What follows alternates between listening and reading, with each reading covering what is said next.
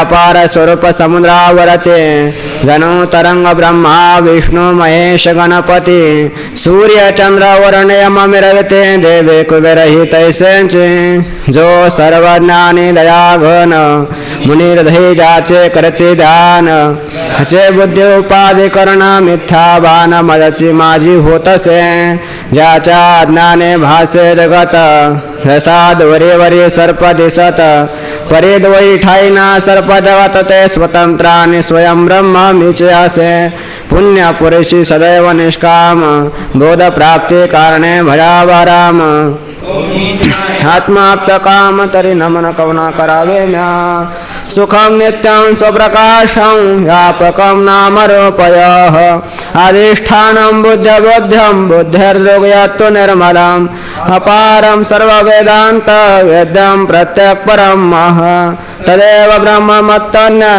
दितिमे निश्चिता मतिः.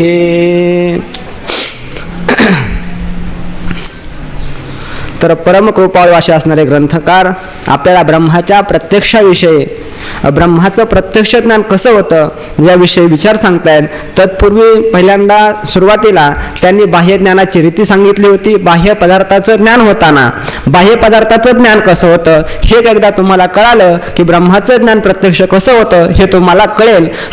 त्याकरता पहिल्यांदा बाह्य पदार्थाची रीती सांगितली. तर पहिल्यांदा काय घडतं तर पदार्थ आहे तर पदार्थ पहिल्यांदा वृत्ती जी आहे तर इंद्रियाद्वारा वृत्ती त्या विषयापर्यंत जाते. विषयापर्यंत गेल्यानंतर विषयाच्या ठिकाणी दोन प्रकारचे आवरण आहेत. पहिलं आवरण आहे ते अज्ञानाचं आवरण आहे. दुसरं आवरण आहे ते अंधकाराचं. अज्ञानाचं आवरण दूर करते ती वृत्ती आणि अंधकाराचं आवरण दूर करतो तो प्रकाश. आणि त्यानंतर त्या ठिकाणी वृत्ती तिथपर्यंत गेल्यानंतर वृत्ती त्या आकाराची होते आणि त्या वृत्तीस्थ असणारा चिदाभास त्या पदार्थाचं ज्ञान करून देतो. त्यानंतर मध्ये बऱ्याच शंका झाल्या. ईश्वर आहे ईश्वराविषयी बऱ्याच शंका झाल्या. ईश्वर कोणाला म्हणायचं ईश्वराला ब्रह्म म्हणायचं का ईश्वर आणि ब्रह्म यामध्ये भेद काय आहे हा विषय झाल्यानंतर पूर्वीचा जो विषय होता की ब्रह्माचं प्रत्यक्ष ज्ञान कसं होतं हा विषय पुन्हा शिष्यानं शंका केली. ब्रह्माचं प्रत्यक्ष ज्ञान होतं कसं कारण त्या ठिकाणी प्रत्यक्ष जर म्हटलं त्या ठिकाणी काहीतरी नाम पाहिजे रूप पाहिजे पण त्या ठिकाणी काही एक नाही. नामरूप संबंधू जाती क्रिया भेदू हा आकाराचे प्रवाद आकाराच्या ठिकाणी वस्तूच्या ठिकाणी काहीच नाही. आणि मग घटाचं ज्ञान कसं होते आम्हाला कळालं पण वस्तूचं ज्ञान कसं होतं की त्या वस्तूच्या ठिकाणी काही कुठलाही नाम नाही रूप नाही अरूप अशब्द अस्पर्शम रूप अशा प्रकारचं ते तत्व आहे. मग त्याचं ज्ञान होतं कसं मग त्याला सांगतायत बाबा रे तुला जी रीती सांगितली की वृत्ती इंद्रिय तिथपर्यंत जातात आणि नंतर विषयाचं प्रत्यक्ष होतं हे म्हणणं बरोबर नाही. मग प्रत्यक्षाची व्याख्याच त्यांनी बदलली. प्रत्यक्ष कशाला म्हणतात तर त्यांनी अशी व्याख्या केली विषयाचं आणि अंतःकरण वृत्तीचं एकदेश स्थितत्व यालाच काय म्हणतायत प्रत्यक्ष ज्ञान असं म्हणतात. म्हणजे त्यावेळेस विषय बाह्य विषय असेल आणि त्या विषयाचं अंतःकरण वृत्तीचं विषयाचं आणि अंतःकरण वृत्तीचं एकदेश स्थितत्व झालं. अर्थात विषय आणि अंतःकरण वृत्ती एका देशामध्ये जर आली तर त्यालाच काय म्हणायचं प्रत्यक्ष असं म्हणायचं. मग विषय तो बाहेर असो किंवा आतमध्ये असो कारण विषय जे आहेत बाहेरच्या जसं आपल्याला बाहेरच्या विषयाचं ज्ञान होतं तसं आतमधल्या असणाऱ्या विषयाचं देखील आपल्याला ज्ञान होतं. आतमध्ये कोणते विषय सांगता येतील कुणाला आतमधले विषय कोणते येतं काम क्रोधाचे विकार आहेत सुख दुःख हे जे विषय आहेत हे आतमध्ये आहेत कारण त्याला विषय करण्याकरता वृत्ती बाहेर जाते का वृत्ती बाहेर जात नाही आतमध्येच सुख दुःखाकार वृत्ती होते. आणि म्हणून अशा प्रकारे आतमधल्या असणाऱ्या विषयांना विषय करण्याकरता आपण काय व्याख्या केली वृत्ती अंतःकरण वृत्ती इंद्रियाद्वारा बाहेर जाऊन विषयांना प्रत्यक्ष करते आणि त्यावेळेस विषयाचं प्रत्यक्ष होतं. असं जर म्हटलं तर मग ज्यावेळेस आपल्याला सुखदुःखाचं ज्ञान होतं त्यावेळेस अंतःकरण वृत्ती बाहेर जाते का बाहेर जात नाही. मग त्यावेळेस सुखदुःखाच्या प्रत्यक्षावर लक्ष जात नाही. याकरता प्रत्यक्षाची व्याख्या बदलली. आपण काय व्याख्या केली मग अंतःकरण वृत्ती आणि विषय यांचं एकदेश स्थितत्व होणं हे दोन्ही एका देशात होणं येणं त्याच वेळेस काय होतं आपणाला प्रत्यक्ष होतं. तर अशा प्रकारे तर त्या प्रत्यक्षासाठी अनेक कारणीभूत असू शकतात. अनेक प्रमाण आहे है ना प्रत्यक्ष प्रमाण आहे अनुमान प्रमाण आहे शब्द प्रमाण आहे. कशा प्रकारे त्या प्रमाणाच्या द्वारा आपल्याला त्या विषयाचं प्रत्यक्ष होतं हा संपूर्ण विषय आपण काल पाहिलेला आहे. तर त्यानंतर स्मृती जी आहे स्मृती ज्ञानाकार अंतःकरणाची फक्त पूर्वी अनुभवलेल्या सुखदुःखाच्या संस्कारापासून स्मृती उत्पन्न होते. त्या स्मृती ज्ञानाकार अंतःकरणाची वृत्ती होते, सुखदुःखाकार होत नाही. म्हणून सुखदुःखांचे प्रत्यक्ष ज्ञान होत नाही. काय बरं, कुठपर्यंत आले आपण? वरचा पॅरेग्राफ झालाय ना?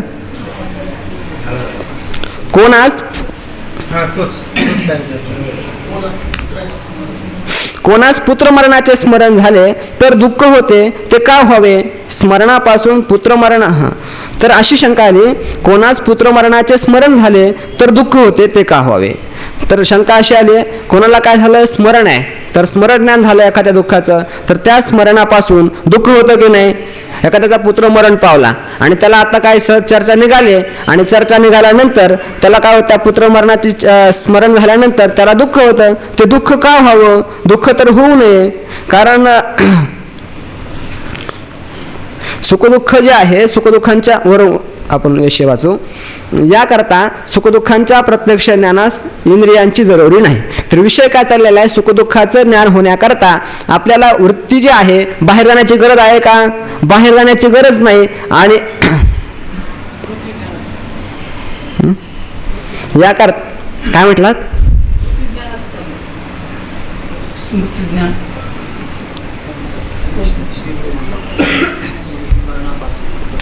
ही शंका काय उत्पन्न आली याच्याकरता आपण पाठीमागचा संदर्भ आहे हा वाचू आणि नंतर पुढे जाऊ. तर पहा, त्याचप्रमाणे प्रमात्याच्या अंतःकरण भागात अनुकूल किंवा प्रतिकूल विषय पाहून किंवा ऐकून प्रथम सुखदुःख उत्पन्न होते. तर पहिल्यांदा अनुकूल विषय असेल तर सुख उत्पन्न होतं, किंवा प्रतिकूल विषय असेल तर दुःख उत्पन्न होतं. त्याच क्षणी अंतःकरणाची वृत्ती सुखदुःखाकार होते, आणि त्यावेळेस अंतःकरणाची वृत्ती जर विषय अनुकूल असेल तर सुखाकार होते, आणि विषय प्रतिकूल असेल तर दुःखाकार होते. कारण सुख किंवा दुःख हे विषय अंतःकरणात उत्पन्न होतात. कुठे उत्पन्न होतात? सुखदुःख अंतःकरणात उत्पन्न होतात. आणि म्हणून अंतःकरण वृत्तीचे आणि सुखदुःखाचे एकदेश स्थितत्व सहजच आहे. आणि म्हणून या ठिकाणी अंतःकरण वृत्तीचं आणि सुखदुःखांचं विषय कोण? या ठिकाणी सुखदुःख हा विषय आहे, आणि अंतःकरण वृत्ती प्रत्यक्षाची व्याख्या काय केली आपण? अंतःकरण वृत्ती आणि विषय यांचे एकदेश स्थितत्व झालं तर त्याचा आपल्याला प्रत्यक्ष होतं. तसं या ठिकाणी सुखदुःखाचं आपल्याला प्रत्यक्ष करून घ्यायचंय. मग त्याकरता वृत्ती बाहेर जाण्याची आवश्यकता आहे का? बाहेर जाण्याची आवश्यकता नाही. तर काय म्हणतात मग या ठिकाणी? अंतःकरण सुखदुःख हे अंतःकरणात उत्पन्न होतात. विषय बाहेर असेल तर बाहेर जाणं आवश्यक आहे, पण सुखदुःख आतमध्येच आहेत. आणि म्हणून म्हणतात मग तर अंतःकरण वृत्तीचे आणि सुखदुःखाचे एकदेश स्थितत्व सहजच आहे, बाहेर जाण्याची आवश्यकता नाही.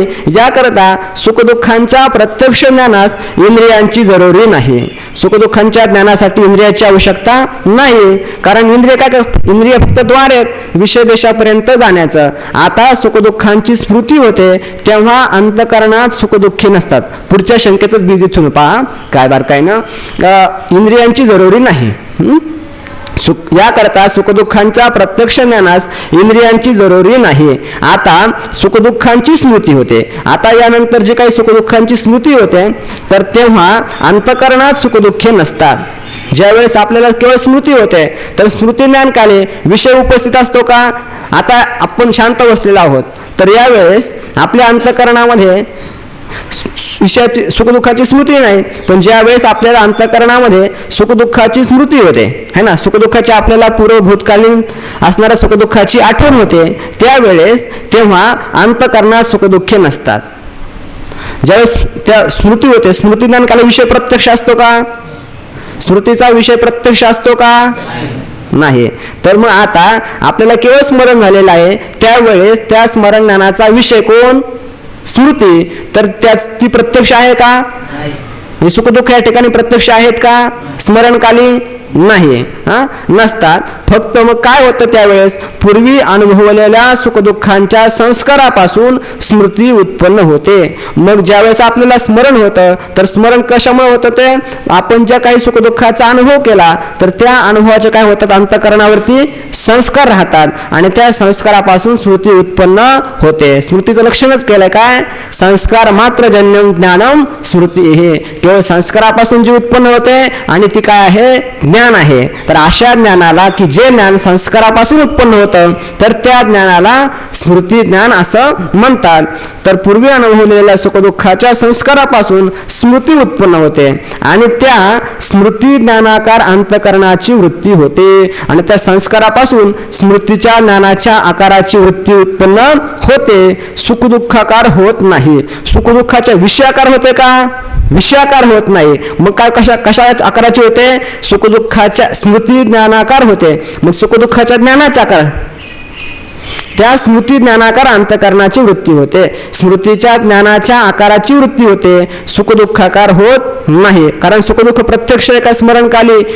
सुखदुःख प्रत्यक्ष आहे का? विषय प्रत्यक्ष आहे का? विषय जर प्रत्यक्ष असेल तर त्या विषयाच्या आकाराची वृत्ती होईल. पण सुखदुःख ज्यावेळेस आपल्याला स्मरण होतं, तर स्मरणकाली सुखदुःख प्रत्यक्ष आहेत का? प्रत्यक्ष नाही. आणि त्यामुळे त्या स्मरणकाली अंतकरणाची वृत्ती सुखदुःखाकार होत नाही. ज्यावेळेस आपल्याला स्मरण होतं त्यावेळेस अंतकरणाची वृत्ती सुखदुःखाकार होत नाही. मग यावर शंकाला शिष्याला म्हणून सुखदुःखाचे प्रत्यक्ष ज्ञान होत नाही. आणि विषय प्रत्यक्ष नाही. विषय प्रत्यक्ष असेल तर आपल्याला त्या विषयाचं ज्ञान प्रत्यक्ष होईल. विषय जर प्रत्यक्ष नाही तर मग त्या विषयाचं प्रत्यक्ष ज्ञान होईल का? यावर काय आली? शंका आले. कारण तुम्ही काय म्हटला की त्यावेळेस वृत्ती जी आहे स्मृती ज्ञानाकार होते, सुखदुःखाकार होत नाही. स्मरणकाली स्मृतिकाली आपल्याला जी अंतकरणाची वृत्ती आहे तर ती अंतकरणाची वृत्ती सुखदुःखाकार होत नाही. श्रीगुरूंनी सांगितलं स्मृती ज्ञानकाली अंतकरणाची वृत्ती सुखदुःखाकार होत नाही. हे जे वाक्य आहे ह्या वाक्यावरच काय आली? शंका आली. स्मृती ज्ञानकाली अंतकरणाची वृत्ती सुखदुःखाकार होत नाही असं कसं म्हणता? कारण एखाद्याचा पुत्र मरण पावला, अतिशय प्रिय असणारा पुत्र जर मरण पावला आणि त्याचं काही काळानं त्याला स्मरण झालं तर पुन्हा त्याला काय होतं? दुःख उत्पन्न होतं. मग असं असताना तुम्ही म्हणताय की स्मरण झाल्यानंतर अंतकरणाची वृत्ती स्मृती ज्ञानाकार जरी झाली पण तरी देखील सुखदुःखाकार होत नाही. याचं कारण काय? त्याची तो वृत्ती दुःखाकार होते. आठवणा तर रडतो प्रसंगी. मग असं का घडतं? तर ती शंका करतायत कोणास पुत्र मरणाचे स्मरण झाले तर दुःख होते ते का व्हावे?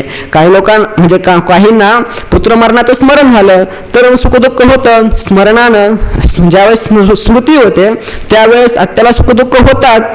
आणि तुम्ही तर म्हणता त्यावेळेस विषय प्रत्यक्ष नाही, केवळ स्मृती आहे. स्मृतीचा विषय प्रत्यक्ष नसल्यामुळे त्याला काय होणार नाही? सुखदुःख होत नाहीत असं तुम्ही का म्हणता?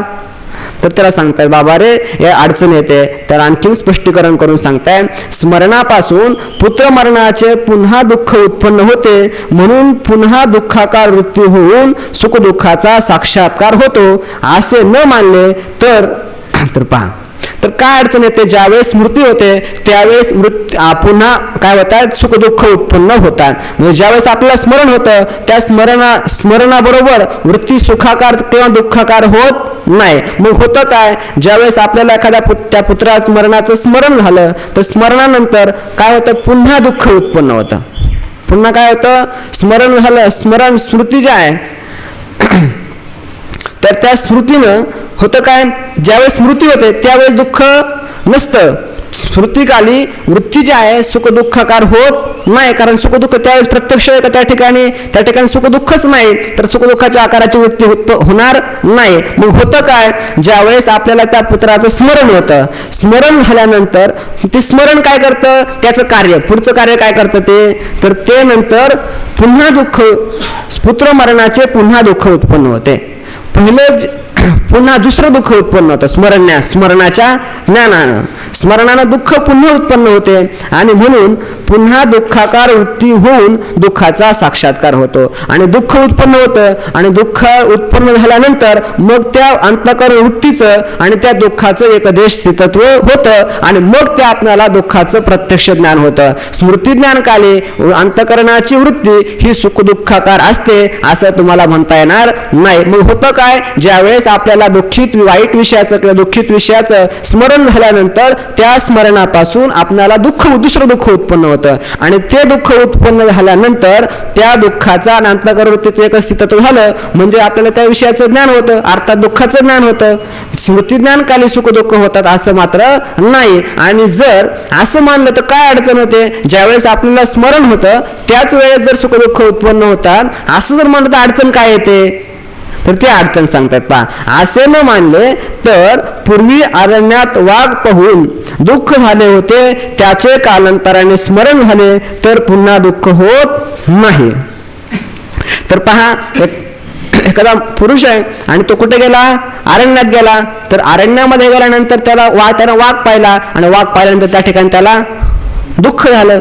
परंतु आता मात्र पूर्वी त्यावेळेस दुःख झालं, परंतु आता या ठिकाणी आहे आणि या ठिकाणी त्याला वाघाचं स्मरण झालं. मग आता या ठिकाणी वाघाचं स्मरण झाल्यानंतर त्याला त्यावेळेस जसं दुःख झालं होतं तसं आता या ठिकाणी स्मरण झाल्यानंतर स्मरणानं वृत्ती जी आहे स्मृतिकाली सुखदुःखाकार होते का? सुखदुःखाकार होत नाही. आणि जर तुम्ही असंच मानलं की स्मरणकाली किंवा स्मृतिकाली वृत्ती सुखदुःखाकार होते असं जर मानलं तर मग याही ठिकाणी सुखदुःखाकार व्हायला पाहिजे, पण होत तर नाही. म्हणून तुम्हाला असं म्हणता येणार नाही की स्मृतिज्ञानकाली वृत्ती सुखदुःखाकार होते असं म्हणता येणार नाही. मग होतं काय, स्मरण झाल्यानंतर ते स्मरण काय करायला एखाद्या वेळेस आपल्याला आनंदालाही कारणीभूत ठरेल. मग त्या स्मरण ज्ञानानं सुखाकार नंतर सुख उत्पन्न होईल है ना, आणि मग त्या वृत्ती काय करेल, त्या सुखाला विषय करेल. किंवा एका वाईट गोष्ट घडली असेल तर ते स्मरण दुःखाला उत्पन्न करेल आणि नंतर त्या दुःखाचं अंतःकरण वृत्तीचं एकदिश स्थितत्व होऊन मग त्या आपल्याला दुःखाचं प्रत्यक्ष होईल. स्मृतिज्ञानकाली अंतःकरण वृत्ती सुख दुःखाला विषय करत नाही. तर मग होतं काय, त्यापासून पुन्हा सुख किंवा दुःख उत्पन्न होतं आणि नंतर त्या सुख दुःखाला अंतःकरणाची वृत्ती विषय करते. यावरून इंद्रिय संबंधाने होईल तेच ज्ञान प्रत्यक्ष असा नियम सिद्ध होत नाही. यावरून सिद्ध काय झालं तर इंद्रिय संबंधाने जे ज्ञान होईल तर तेच काय प्रत्यक्ष आहे असा नियम सिद्ध होत नाही. कारण ज्या वेळेस काय होतं, आपल्याला सुखदुःखाचं प्रत्यक्ष होतं, कालांतराने स्मरण झाले तर पुन्हा दुःख उत्पन्न होत नाही. यावरून इंद्रिय संबंधाने होईल तेच ज्ञान प्रत्यक्ष असा नियम सिद्ध होत नाही. मग कशाला, उलट विषय आणि अंतःकरणाची वृत्ती यांचे एकदेश स्थितत्व झाले म्हणजे प्रत्यक्ष ज्ञान होते असाच नियम सिद्ध होतो आणि त्या नियमाप्रमाणे ब्रह्माचे प्रत्यक्ष ज्ञान होण्यास कोणतीच हरकत नाही. तर आता यावरून काय सिद्ध झालं तर इंद्रिय संबंधाने होईल तेच प्रत्यक्ष असं म्हणता येत नाही. कारण स्मरण झाल्यानंतर पुन्हा दुःख उत्पन्न होतं आणि जे दुःख जे आहे तर त्या दुःखाचं आणि अंतःकरणवृत्तीचं एकदेश होऊन त्या दुःखाचं आपलं ज्ञान होतं किंवा त्या स्मरणापासून सुख उत्पन्न होईल तर त्या सुखाचं आणि अंतःकरणवृत्तीचं एकदेश तत्व झालं तर त्या आपल्याला सुखाचं ज्ञान होईल. म्हणजे नियम काय ठरला, त्यासाठी आपल्याला कुठल्या इंद्रियाची आवश्यकता पडली का? सुखदुःखाच्या ज्ञानासाठी कुठलीही आवश्यकता पडली नाही. उलट आतल्या आतच अंतःकरणाची वृत्ती सुखाकार किंवा दुःखाकार झाली. यावरून इंद्रिय संबंधाने जे ज्ञान होतं, इंद्रिय आणि विषयाचा प्रत्यक्ष संबंध येऊन जे ज्ञान होतं ते प्रत्यक्ष असं तुम्हाला म्हणता येणार नाही. या उलट अशी आपल्याला व्याख्या करता येईल प्रत्यक्षाची की विषय आणि अंतःकरणाची वृत्ती यांचं एकदेश तत्व दोन्ही एका अधिकरणामध्ये आले तर त्यावेळेस जे ज्ञान होतं त्यालाच काय म्हणावं लागेल, प्रत्यक्ष ज्ञान असं म्हणावं लागेल. असाच नियम सिद्ध होतो. आणि त्या नियमाप्रमाणे कुठला नियम तर प्रत्यक्षाची व्याख्या. आपल्याला ब्रह्माचं प्रत्यक्ष ज्ञान करून घ्यावायचंय, त्याकरता पहिल्यांदा प्रत्यक्ष कशाला म्हणतात तर अंतःकरणाची वृत्ती आणि विषय यांचं एकदेश स्थितत्व दोन्ही एका देशामध्ये येणं याला म्हणतात प्रत्यक्ष असं म्हणतात. आणि या नियमाप्रमाणे ब्रह्माचे प्रत्यक्ष ज्ञान होण्यास कोणतीच हरकत नाही. कारण तुम्ही म्हणता ब्रह्म बाहेर आहे ना, मग ब्रह्मचा आतमध्ये का बाहेर आहे असा प्रश्न येतो. ब्रह्म बाहेर का आत आहे, आत्मा कुठे आहे? आत्मा सर्वच ठिकाणी. मग आता आपल्याला बाह्य विषयाचं ठीक आहे, वृत्ती तिथपर्यंत जाऊन आपल्याला ज्ञान होऊ शकते. बाहेर ठिकाणी नाम आहे, रूप आहे, संबंध आहे, पण या ब्रह्माच्या ठिकाणी नाम नाही, रूप नाही, संबंध नाही. मग असा असणारं जे ब्रह्म आहे किंवा यश सर्वांतर्यामी आहे ना, सर्वांच्या आतमध्ये, मग आतमध्ये असणाऱ्या ब्रह्माच्या ठिकाणी इंद्रियांचा आणि विषयांचं एकदेश स्थितत्व होणार कसं? आपली शंका अशी होती. तर त्याला सांगतात बाबा ही व्याख्याच बरोबर नाही. मग व्याख्या कोणती प्रत्यक्षाची तर अंतःकरण वृत्तीचं आणि विषयाचं एकदेश स्थितत्व हेच काय प्रत्यक्ष ज्ञानाची व्याख्या आहे. आणि मग अशा व्याख्याद्वारा आपल्याला ब्रह्माचं प्रत्यक्ष ज्ञान होऊ शकतं. कसं होऊ शकतं पहा. महाराज सुखदुःखादी अंतःकरणाचे बरोबर ना. महाराज सुखदुःखादी अंतःकरण धर्माचे ज्ञान इंद्रिय संबंधा वाचून प्रत्यक्ष होते हे खरे, पण ते प्रमाणापासून उत्पन्न झाले नसल्यामुळे ते ज्ञान प्रमात्याचे नाही, साक्षी भाष्य आहे. याचप्रमाणे ब्रह्मज्ञान म्हणावे तर तेही साक्षी भाष्यच होईल, ब्रह्मज्ञान प्रमा होणार नाही अशी शंका येते, तिचे समाधान काय. तर ब्रह्माचं प्रत्यक्ष ज्ञान सांगण्यापूर्वी पुन्हा काय आले, शिष्याला शंका आले. काय शंका आले पहा. तर पहा, सुखदुःखादी जे काही सुखदुःखाचं जे काही आपल्याला ज्ञान होतं, तर सुखदुःखाचं ज्ञान कसं आहे, प्रत्यक्ष आहे का परोक्ष आहे. सुखदुःखाचं ज्ञान प्रत्यक्ष आहे. मग सुखदुःखाचं ज्ञान प्रत्यक्ष आहे, ब्रह्माचंही ज्ञान प्रत्यक्ष आहे, दोघांचंही ज्ञान प्रत्यक्ष आहे. मग दोन्ही काय ज्ञान काय झाली, सारखीच झाली. सुखदुःखाचंही ज्ञान प्रत्यक्ष आणि ब्रह्माचंही ज्ञान प्रत्यक्ष होतं. मग आता जसं सुखदुःखाचं ज्ञान साक्षी भाष्य आहे, तसंच काय होईल, ब्रह्मज्ञान देखील साक्षी भाष्य होईल. कशामुळे बरं पहा, काय कारण आहे साक्षी भाष्य. साक्षी भाष्य कशाला म्हणतात, तर आपण सर्व विषय दुसऱ्या तरंगामध्ये पाहिलेला आहे, पण या ठिकाणी देखील तुम्ही विसरला असताल तर परत त्याचं देखील काय करतात, आठवण करून देतात. पहा, अंतःकरण धर्माचे ज्ञान इंद्रिय संबंधा वाचून प्रत्यक्ष होते खरे. सुखदुःखाचं जे काही ज्ञान आहे, तर ते सुखदुःखादी अंतःकरण धर्माचे ज्ञान इंद्रिय संबंधा वाचून होते. त्या ठिकाणी इंद्रियाची आवश्यकता पडते का, सुखदुःखाच्या ज्ञानासाठी कुठल्या इंद्रियांना आपल्याला सुखदुःखाचं ज्ञान होतं.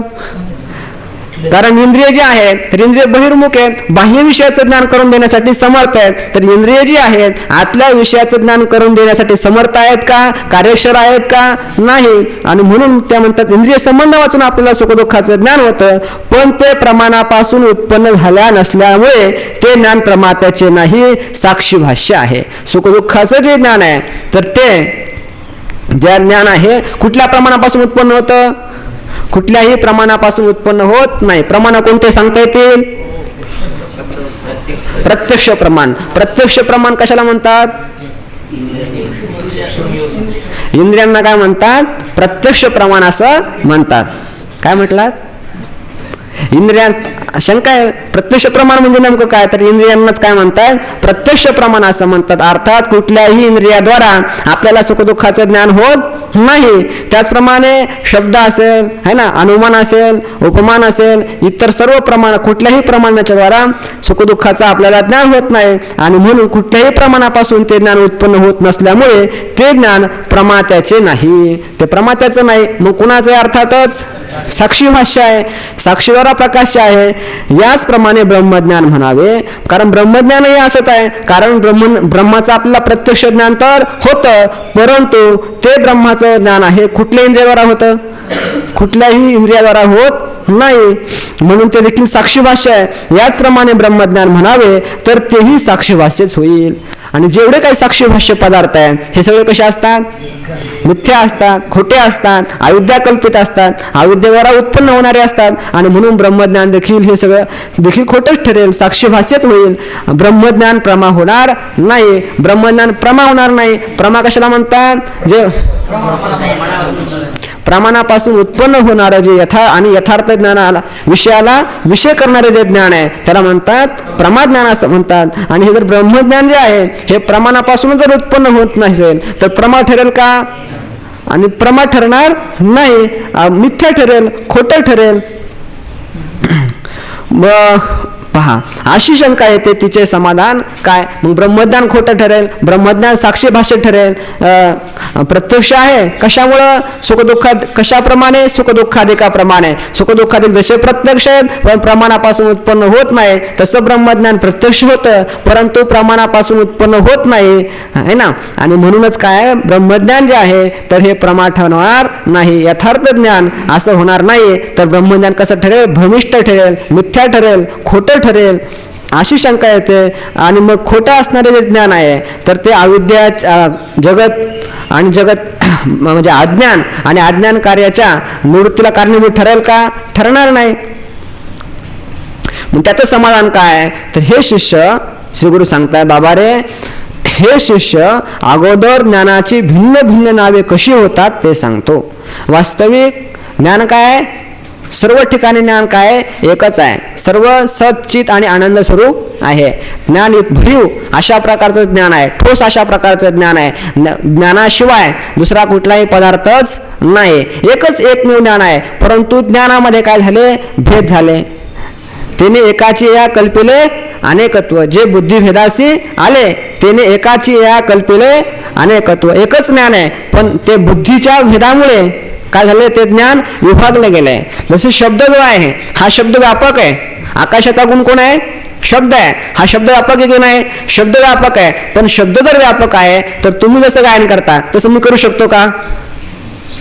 तसं गायन करू शकणार नाही, है की नाही? तसं जरी ज्ञान शब्द हा जरी एक असला पण तरी त्या पिंडातून भिन्न भिन्न अशा प्रकारचा शब्द बाहेर निघतो. तसं जे ज्ञान आहे, ज्ञान इथून तिथून एकच आहे, परंतु त्या ज्ञानाला जर भिन्न भिन्न अशा प्रकारच्या उपाधी लागली गेली तर त्या उपाधीद्वारा काय होतं? ज्ञानामध्ये भेद होतो, है ना? प्रमाता प्रमाण ज्ञान एकच आहे, पण त्या ज्ञानामध्ये भेद होतो. कशामुळे?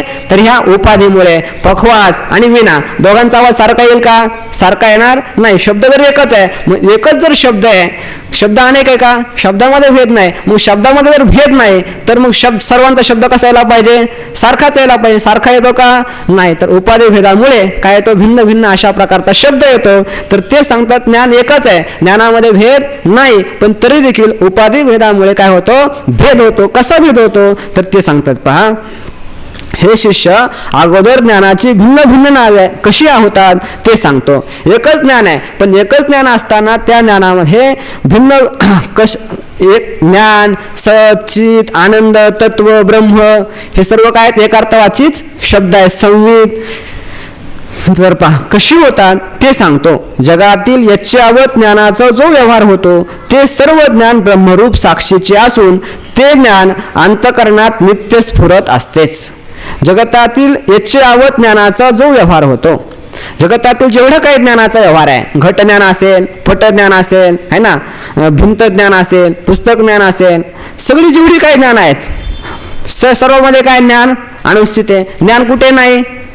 सगळीकडे काय ज्ञान अनुस्थित आहे. पण ज्ञान एकच आहे, पण ज्ञानामध्ये भेद झाला, है ना. घट ज्ञान, पट ज्ञान, तिथे उपाधी लागल्यामुळे ज्ञानामध्ये भेद झाला. वास्तविक ज्ञानामध्ये भेद नाही, त्या उपाधीमुळे भेद झालेला आहे. मग ते सांगतात जगतातील जेवढा काही ज्ञानाचा व्यवहार होतो, हा बोला काय शंका असेल तर.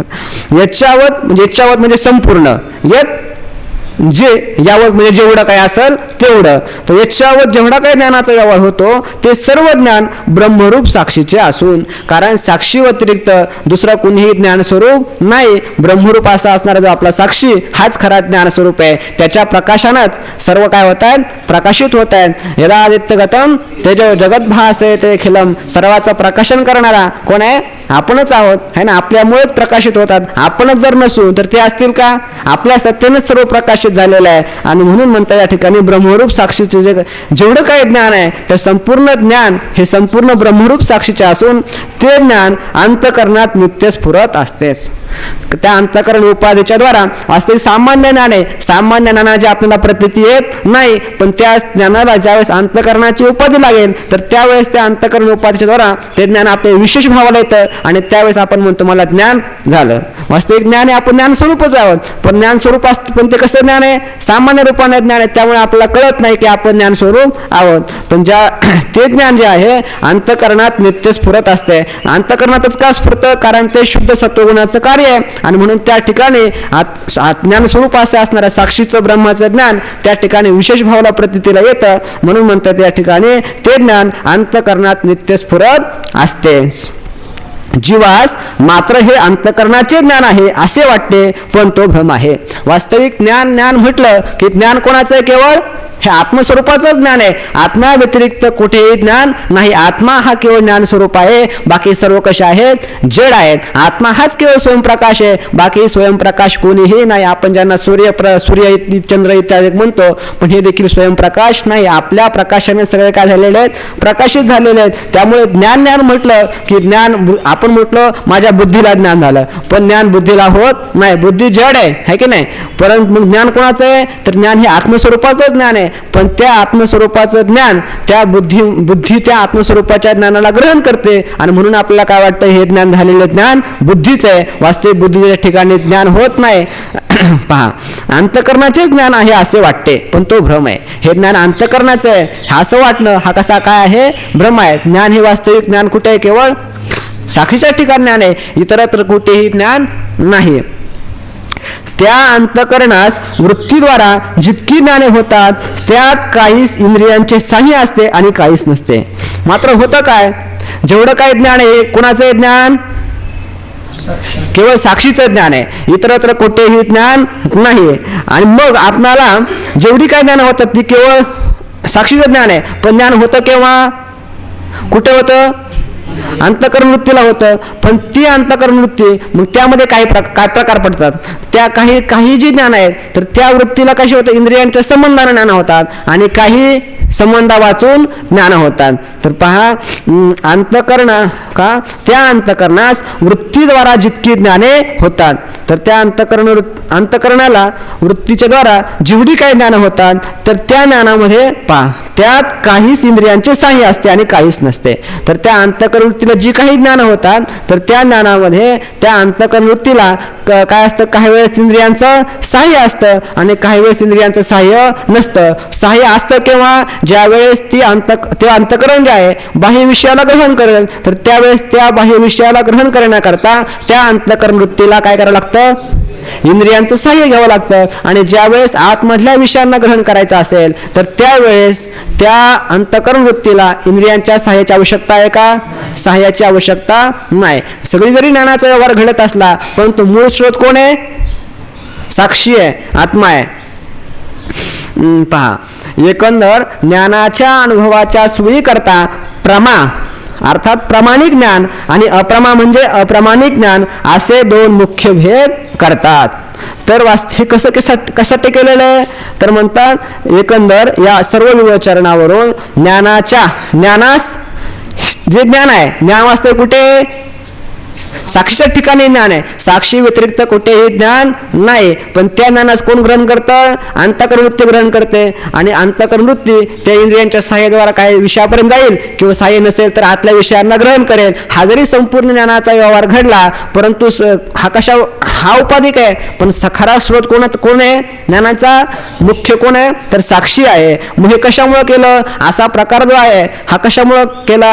तर म्हणतात ज्ञानास अनुभवाच्या सोयी करता. जसा आपला अनुभव येतो ना आपल्याला काय वाटतं? साक्षी ज्ञान स्वरूप आहे, कारण साक्षी कुणी पाहिलेला नाही. मग त्याला डायरेक्ट एकदम जर म्हटलं साक्षी बाबा रे तुझा साक्षी जो आहे ना तो ज्ञान स्वरूप आहे, पटल का? कळ का? नाही. मग त्या का सांगितलं बाबा रे तुला ज्ञान होतं ना? हो ज्ञान होतं. मग कशाद्वारा होतं? बुद्धीच्या द्वारा होतं. मग तो बुद्धीपर्यंत गेला. नंतर त्याला हळूहळू सांगतील है की नाही. त्याकरता म्हणतात अनुभवाच्या सोयी करता ज्ञानामध्ये भेद केला. म्हणजे प्रामाणिक असो अप्रामाणिक असो यथार्थ असो अयथार्थ असो जेवढी काय, कारण सगळ्यामध्ये काय ज्ञान ज्ञान ज्ञान ज्ञान ज्ञान सर्वांमध्ये काय एकच ज्ञान अनुष्ठित आहे. ते ज्ञान नित्य आहे. कसं नित्य आहे ते आपण सर्व पाहणार आहोत. कधी? पहिल्या प्रकरणात तिसऱ्या वर्षाला गेल्यानंतर 85च्या पहिल्या प्रकरणामध्ये जी संवित आहे तर ही संवित कशी नित्य आहे तर त्या ठिकाणी आपण ते पाहणार आहोत. या ठिकाणी विषय जर सुरू केला तर तेच होईल. मग त्यापेक्षा आपण लागू पुरता उतारा पाहून पुढे चालू. तर पहा अनुभवाच्या सोयी करता मग आपण काय केलं? ज्ञानामध्ये भेद केला. कुठला भेद? एक प्रमाण ज्ञान आणि एक अप्रमाण ज्ञान. प्रमाणान कशाला म्हणतात? जे प्रमाणापासून उत्पन्न होतं है ना त्याला म्हणतात प्रमा. अर्थात त्याचा अर्थ सांगतात प्रामाणिक ज्ञान. जे मिथ्या नाही खोटं नाही त्याला म्हणतात प्रमाण ज्ञान. आणि दुसरं ज्ञान कोणतं आहे? अप्रमाण ज्ञान. अप्रमा कशाला म्हणतात? जे कुठल्याही प्रमाणापासून उत्पन्न होत नाही त्यालाच काय म्हणतात? अप्रमा. अर्थात त्याला शब्द दिलाय प्रतिशब्द अप्रामाणिक अशा स्वरूपाचं ज्ञान. असे मुख्य दोन भेद करतात. ज्ञानामध्ये दोन भेद केले. कशासाठी? तर त्या ज्ञानाच्या अनुभवाच्या सोयी करता. जसा आपल्याला अनुभव आला तर त्या अनुभवाची संगती लावण्याकरता ज्ञानामध्ये भेद केले. वास्तविक ज्ञानामध्ये भेद आहे का? ज्ञान इथून तिथून सर्व ठिकाणी ज्ञान हे एकरूपच आहे, ज्ञानामध्ये भेद नाही. मागे जी 6 प्रमाणे सांगितले आहेत त्यापैकी कोणत्याही प्रमाणाचे साह्य घेऊन जे ज्ञान उत्पन्न होते ते प्रमाज्ञान. आता या ठिकाणी प्रमाणाची व्याख्या करताय. प्रमाज्ञान कशाला म्हणतात? मागे जी 6 प्रमाणे सांगितले, मागे जी तुम्हाला 6 प्रमाणे सांगितले, 6 प्रमाणे कोणती सांगता येतील?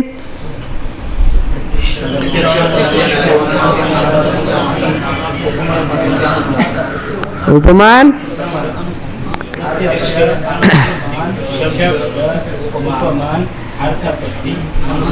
अनुपलब्धी. तर आणि अभाव काय? प्रमाय. तर ही जी काही ज्ञान आहे 6 प्रमाणे सांगितले. तर प्रत्येक लक्षात ठेवायचं. प्रत्यक्ष ज्ञान कशाला म्हणतात? इंद्रियांनाच काय म्हणतात? प्रत्यक्षकरण असं म्हणतात. तर ही जी काही 6 प्रमाणे सांगितले त्यापैकी कोणत्याही प्रमाणाचे सहाय्य घेऊन, कोणतेही प्रमाण असो तर त्या प्रमाणाचं सहाय्य घेऊन जे ज्ञान उत्पन्न होतं तर त्याला काय म्हणतात? प्रमाज्ञान असं म्हणतात. त्यातील शब्द प्रमाणापासून म्हणजे वेदापासून जे प्रमाज्ञान उत्पन्न होते ते सर्व प्रमेमध्ये प्रबल आहे. तर हे प्रमाणापासून काय उत्पन्न होते? प्रमा उत्पन्न होते. परंतु मग आता सर्व प्रमाणापासून प्रमा उत्पन्न होते, मग त्यामध्ये काही विरोध आला तर मग कोणतं प्रमाण श्रेष्ठ मानायचे, कोणतं प्रमाण श्रेष्ठ मानायचं? तर सांगताय सर्वात श्रेष्ठ प्रमाण कोण आहे?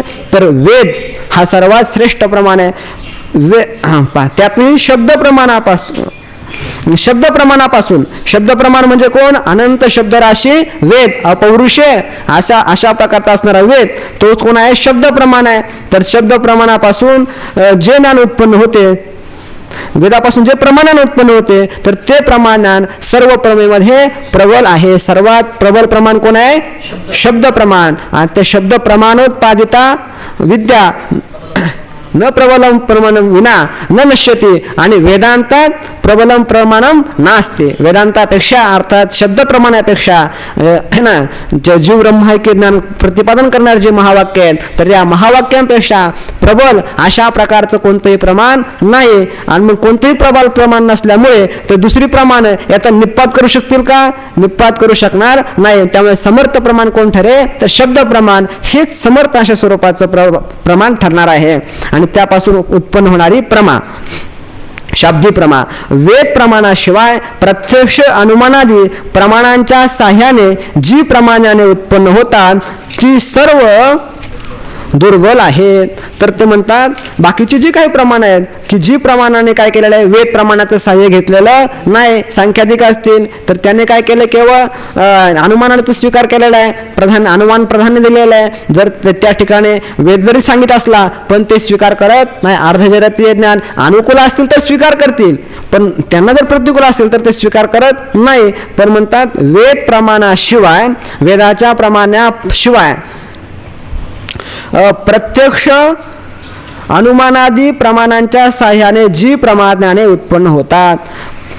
काही काळाला काय होतं?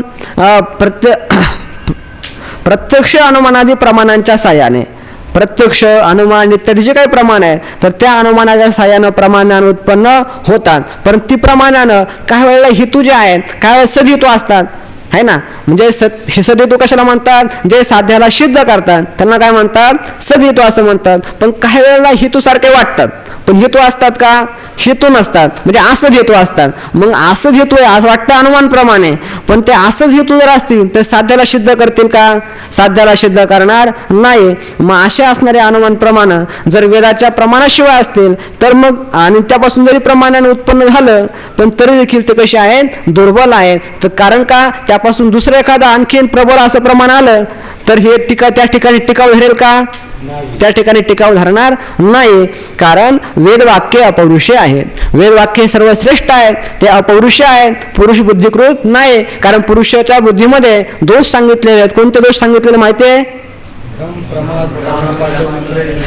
भ्रम, प्रमाद, कर्णापाठव आणि विप्रलिप्सा या 4 दोषानं मनुष्य काय असतं? त्याची बुद्धी भ्रमिष्ट होऊ शकते. परंतु तशा प्रकारचा भ्रमिष्ट वेद आहे का? तशा प्रकारचा भ्रमिष्ट वेद नाही. आणि म्हणून वेदवाक्य कसे आहेत? अपौरुषे आहेत, पुरुषकृत नाही, ईश्वरकृत आहेत, ईश्वर संकल्पकृत आहेत. आणि म्हणून अनादी आहेत. अशा प्रकारे या वेदाचं श्रेष्ठत्व आहे. म्हणून भ्रम प्रमादादी पुरुष बुद्धीचे दोष त्यात नाहीत. कशामध्ये? वेदामध्ये जे मनुष्याच्या ठिकाणी असणारे भ्रम प्रमाद आहे ना, प्रलिप्सा इत्यादी जे काही दोष आहेत, तर ते दोष काय नाहीत, ते वेदाच्या ठिकाणी नाहीत. अशी प्रमाणांची व्यवस्था आहे. तर अशा प्रकारे आतापर्यंत काय सांगितले? प्रमाणांची व्यवस्था. म्हणजे कुठली काय व्यवस्था सांगितली प्रमाणांची? तर सर्वात 6 प्रमाण आहेत, त्या प्रमाणापासून प्रमा उत्पन्न होते. आणि सर्वात श्रेष्ठ प्रबल प्रमाण कोण असेल? तर शब्द हा सर्वात श्रेष्ठ प्रबल प्रमाण आहे. आणि शब्द म्हणजे कोणाचा शब्द? तर कोणाचाही शब्द नाही, तर वेदाचा शब्द, जो की अनंत पौरुष अशा स्वरूपाचा वेद आहे. तर त्या वेदाचा शब्द सर्वात प्रबल अशा स्वरूपाचा आहे. असा विषय आतापर्यंत सांगितला. तर काय सांगत होते? ज्ञानाचा आपला विषय काय, शंका काय चालू आहे? तर ब्रह्मज्ञानाला साक्षी भाष्यत्व येईल, है ना. तर अशा प्रकारे शंका केली, तर त्याला सुरुवात केली होती की ज्ञान इथून तिथून सर्व ठिकाणी एकच आहे. मग ज्ञानामध्ये अनुभवाच्या संगती करण्याकरता, संगती लावण्याकरता ज्ञानामध्ये भेद सांगितलेला तो विषय परत सांगण्यासाठी सुरुवात केली. आता अप्रमाणाचे भेद सांगतो. आपला स्वयंपाक झाल्यानंतर आपण बंद करू, तोपर्यंत चालून देऊ. अशी प्रमाज्ञानाची व्यवस्था आहे. तर अशा प्रकारे भ्रम प्रमादादी पुरुष बुद्धीचे दोष त्यात नाहीत. वेदामध्ये भ्रम प्रमाद इत्यादी बुद्धीच्या ठिकाणी असणारे जे दोष आहेत, तर ते दोष वेदामध्ये नाहीत. अशी प्रमाज्ञानाची व्यवस्था आहे. तर अशा प्रकारे प्रमाज्ञानाची संगती लावली. प्रमाज्ञान कशाला म्हणतात? की जे प्रमाणापासून उत्पन्न होतं. प्रमाण कोणतं? तर अपौरुष असा असणारा वेद. तर त्या वेदापासून उत्पन्न होणारे जे ज्ञान, शब्दज्ञान. आता अप्रमा ज्ञानाचे भेद सांगतो. आता प्रमा ज्ञान झालं, आता अप्रमा आहे ना. त्याने सांगितलं ज्ञानाचे मुख्य किती प्रकार पडतात? 2 प्रकार. कोणते कोणते? प्रमा आणि अप्रमा. तर त्यापैकी पहिल्यांदा प्रमाज्ञान सांगितलं. प्रमाज्ञान सांगितल्यानंतर प्रमाज्ञान कोणते सांगता येईल? कोणते कोणते? 6 प्रमा आहेत, है ना. शब्द प्रमा, अनुभूती प्रमा, उपमिती प्रमा, अर्थापत्ती प्रमा आणि अभाव प्रमा. अनुपलब्धी प्रमाण आहे आणि अभाव काय आहे? प्रमा आहे. हे लक्षात ठेवा. तर आता अप्रमाणाचे भेद सांगतो. आता अप्रमाणाचे भेद कोणते? तर यथार्थ अप्रमा आणि अयथार्थ अप्रमा. यथार्थ पहिला प्रकार सांगितला अप्रमेचा, यथार्थ अप्रमा, आणि दुसरी आहे ती अयथार्थ अप्रमा. असे 2 भेद आहेत. कशाचे? अप्रमा ज्ञानाचे, की जे प्रमाणापासून उत्पन्न होत नाही.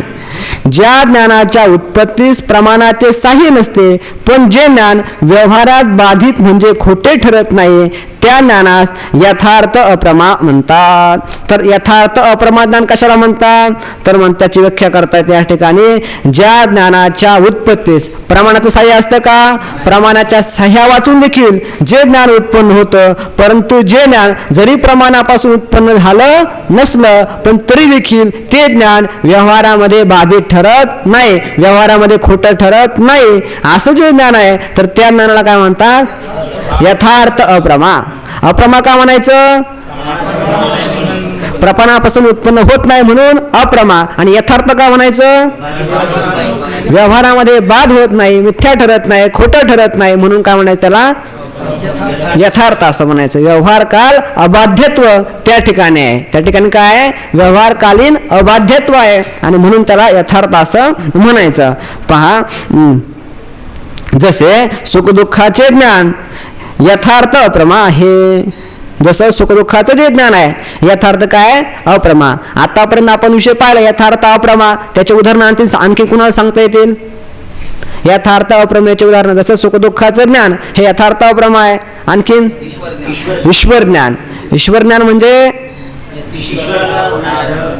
ईश्वराला होणाऱ्या जगताचं ज्ञान. आणखीन स्मृती ज्ञान. ही जी काही ज्ञान आहे तर त्यासाठी कुठलंही प्रमाण नाही, पण प्रमाण जरी नसलं पण तरी देखील व्यवहारामध्ये खोटी ठरत नाहीत, म्हणून यांना यथार्थ अप्रमा अशा स्वरूपाचं ज्ञान म्हणायचं.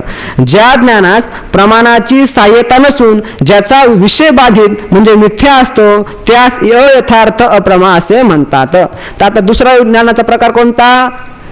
यथार्थ अप्रमा. तर अयथार्थ अप्रमा ज्ञान कशाला म्हणतात, तर म्हणतात हे देखील तसंच आहे, अप्रमाच आहे. कारण ज्या ज्ञानास काय प्रमाणाची सहाय्यता नाही, प्रमाणाच्या सहाय्यावाचून जे उत्पन्न होतं, परंतु जरी उत्पन्न झालं हे दोन्ही ठिकाणी सारखं जरी असलं, पण यामध्ये भेद काय, याचा जो ह्या ज्ञानाचा जो विषय, तर तो विषय कसा आहे, मिथ्या ठरणार आहे, बाधित ठरणार आहे, खोटा ठरणार आहे. आणि असं त्या विषयाचं होणारं ज्ञान त्याला काय म्हणतात, अयथार्थ अप्रमा अशा स्वरूपाचं ज्ञान. कोणती कोणती ज्ञान आहे, जगातातली भ्रमातली जेवढी काही ज्ञान आहेत है ना, भ्रमामधले रज्जू सर्प असेल, शुक्ती रजत असेल, स्वप्नस्थ पदार्थ असतील, ही सर्व जी ज्ञान आहेत ती सर्व ज्ञान कशामध्ये येतात, अयथार्थ अप्रमा. अयथार्थ का म्हणायचं, कारण त्या ज्ञानाच्या विषयाचा काय होतो, बाध होतो, ज्ञानाच्या विषयाचा बाध होतो.